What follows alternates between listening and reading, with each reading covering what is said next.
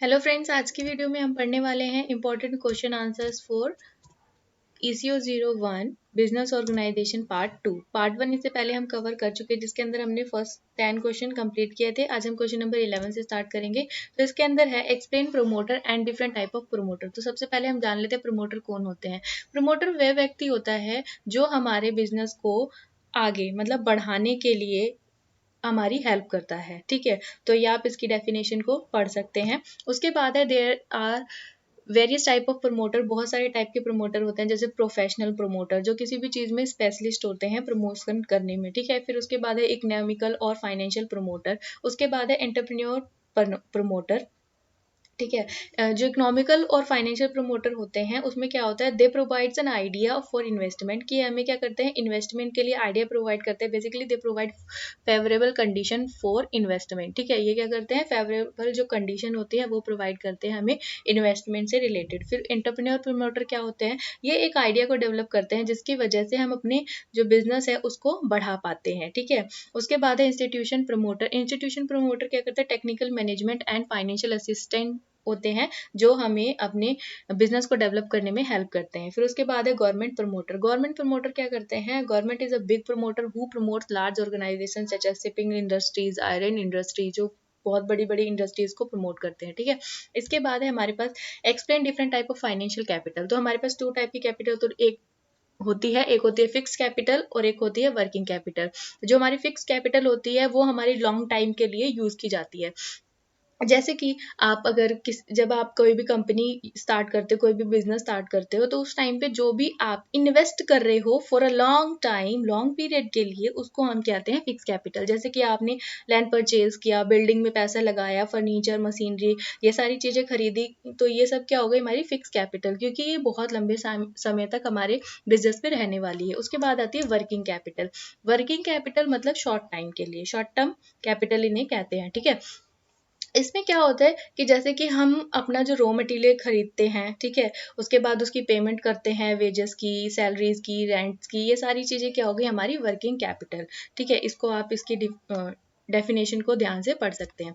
इसके बाद है what is capital structure. Capital structure क्या होता है और इसको एक्सप्लेन करने हैं, इसके कुछ फैक्टर होते हैं। ठीक है, proportion in which different source of term financial are used to meet the total funds requirement like share, debenture, loans etc। मतलब कि आप अपनी कैपिटल को किस किस तरह से बढ़ा सकते हो, शेयर्स के थ्रू बढ़ा सकते हो, डिबेंचर्स के थ्रू बढ़ा सकते हो, और लोन लेकर भी आप अपनी कैपिटल स्ट्रक्चर को बड़ा कर सकते हो। ठीक है, अब इसके कुछ फैक्टर्स होते हैं। नेचर ऑफ बिजनेस, की आपके बिजनेस का नेचर कैसा है, कैरेक्टर स्केच ऑफ कंपनी कैसा है, उसके बाद है मैनेजमेंट कंट्रोल कैसा है, कैश फ्लो किस तरह का है, कितना पैसा आता है, कितना पैसा जाता है, उसके अकॉर्डिंग तो बढ़ाओगे ना।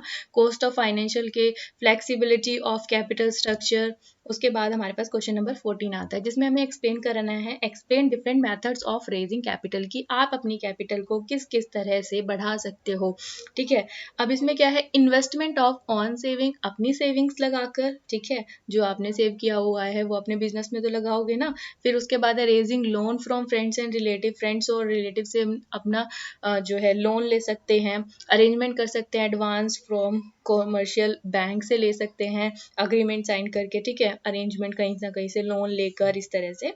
ठीक है, उसके बाद है ब्राउइंग फ्रॉम फाइनेंशियल कंपनी, जो फाइनेंशियल कंपनी होती हैं जो हमें लोन प्रोवाइड करती हैं उनसे, पब्लिक डिपॉजिट्स करा सकते हैं, या फिर bank overdraft and cash deposit करा सकते हैं। ठीक है, इसकी वजह से हम अपनी कैपिटल को बढ़ा सकते हैं। ये कुछ मेथड्स थे। उसके बाद है explain different source of long term capital. Long term जो कैपिटल होती है उसके डिफरेंट सोर्स बताने हैं। तो capital structure, this is good source of funding where funds are transferred from one person to another person or organization. Capital market provides share market business to increase the funds or organization that is known as stock exchange, जिसको हम stock exchange के नाम से जानते हैं। उसके बाद हमारे पास financial institution है कुछ, जो हमें अपनी लॉन्ग टर्म जो है फाइनेंशियल को बढ़ाने के लिए हेल्प करती है। ठीक है, इसमें कुछ ये है, जैसे ICICI, उसका फुल फॉर्म देख सकते हैं, industrial credit investment corporation of India, IFCI industrial financial corporation of India, LIC life insurance of company, general insurance corporation, UTI unit trust of India, ठीक है। उसके बाद कुछ लीजिंग कंपनीज होती है, फॉरेन सोर्स होते हैं, फॉरेन कोलैबोरेशन होता है। उसके बाद हम क्वेश्चन नंबर 16 की तरफ बढ़ते हैं। What is under writing? Under writing क्या होता है? Right term and condition of under writing. कुछ जो मतलब अंडर राइटिंग क्या होता है पहले हमें वो बताना है, उसके बाद कुछ कंडीशन होती है उसकी, उसके वो लिखने टर्म एंड कंडीशन, उसके बाद में also explain advantage and disadvantage. इसमें बहुत सारी चीजें बतानी है। तो सबसे पहले हम जान लेते हैं अंडरटेकिंग क्या होता है। Before publish subscription share and debenture of a company must prepare under writing, कि जब भी आप अपने जो अपने पब्लिक जो अपना क्या है शेयर और डिबेंचर्स को मतलब देना चाहते हो, तो उससे पहले तुम्हें क्या होता है अंडर राइटिंग लिखना पड़ता है, प्रिपेयर करना पड़ता है। ये एक ऐसा अग्रीमेंट होता है कंपनी या फिर इंस्टीट्यूशन या फिर इंडिविजुअल के बीच में, ठीक है। इसके कुछ टर्म एंड कंडीशन होते हैं। The number of shares which are agree to be underwriting, ये कितने शेयर्स आप देना चाहते हो वो सब लिखा होता है। As a time of underwriting share और debenture are not subscribe publicly, जो हमारा डिबेंचर और शेयर है वो पब्लिकली सब्सक्राइब नहीं होने चाहिए, ठीक है। At the time of undertaking के टाइम पे term of issue can't be change without of consent of undertaking, ठीक है। टर्म ऑफ इश्यूज जो है वो चेंज नहीं होते बिगर अंडरटेकिंग के। Rate of commission to be paid to the underwriter. उसके बाद है हमारे पास एडवांटेजेस है कुछ इसकी, जैसे कि a company can get expert advice from underwriter, मतलब एक्सपर्ट की एडवाइस मिलती है इसमें। New companies get financial benefit from different parties, अलग अलग पार्टीज से क्या करती हैं फाइनेंशियल बेनिफिट्स उठा सकती हैं। कुछ डिसएडवांटेज भी है। इट्स एडिशनल कॉस्ट, मतलब इसमें एडिशनल कॉस्ट देनी पड़ती है जो रेजिंग फाइनेंशियल हो जाता है। इसकी मतलब क्या होता है इसमें कुछ कुछ एक्स्ट्रा पैसा देना पड़ता है, for example share market brokers को, ठीक है। इसके बाद है question number 17, what is stock exchange? Stock exchange क्या होता है? Write the function of stock exchange की कुछ फंक्शंस लिखो स्टॉक एक्सचेंज की। Stock exchange is an organise market. Stock exchange क्या है? एक ऑर्गेनाइज मार्केट है where transaction take place between members and authorise agent behalf of the investor. All transaction is required by the rules imposed by stock exchange। उसके बाद हम इसको देख लेते हैं। कुछ फंक्शन होते हैं, कुछ प्राइमरी फंक्शंस होते हैं, जैसे market and price, mobility, subscription servicing, mobility of capital, contribution of capital, stock absorber और रिसोर्स एलोकेशन। उसके बाद है कुछ सेकेंडरी होते हैं। सेकेंडरी फंक्शन होते हैं स्टॉक एक्सचेंज के, सेफली इन इन्वेस्टमेंट इक्विटी और accurate and conditional reporting, helpful in री इन्वेस्टमेंट और easy liquidity, full information list of company. इसको आप थोड़ा डिटेल में अच्छे से पढ़ भी सकते हैं।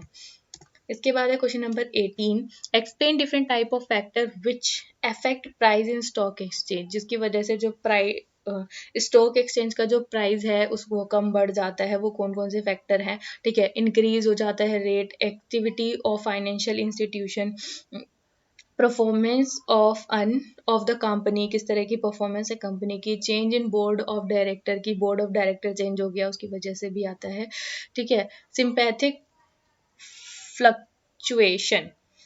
उसके बाद है पॉलिटिकल इवेंट्स होते हैं जिसकी वजह से चेंज आते हैं, ठीक है। अब इसके बाद है question number 19, explain advantage of stock exchange according to different point of view.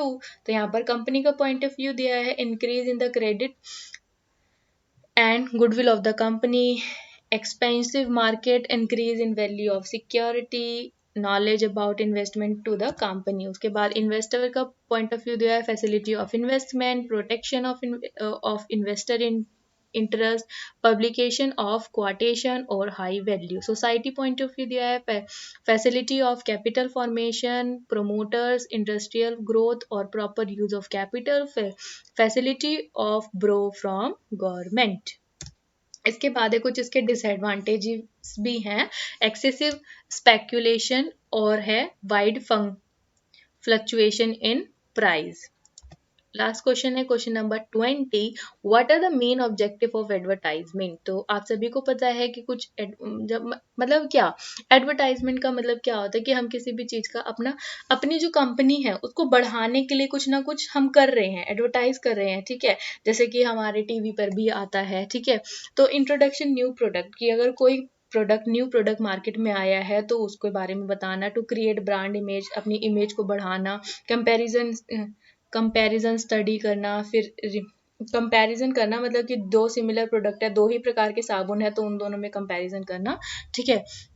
Reminding user, remind करना यूजर को कि हाँ आप ये प्रोडक्ट खरीद सकते हैं, इस पे इतना वो हो गया, ऑफ चल रहा है, ये है वो है, ठीक है। और डीलर सपोर्ट।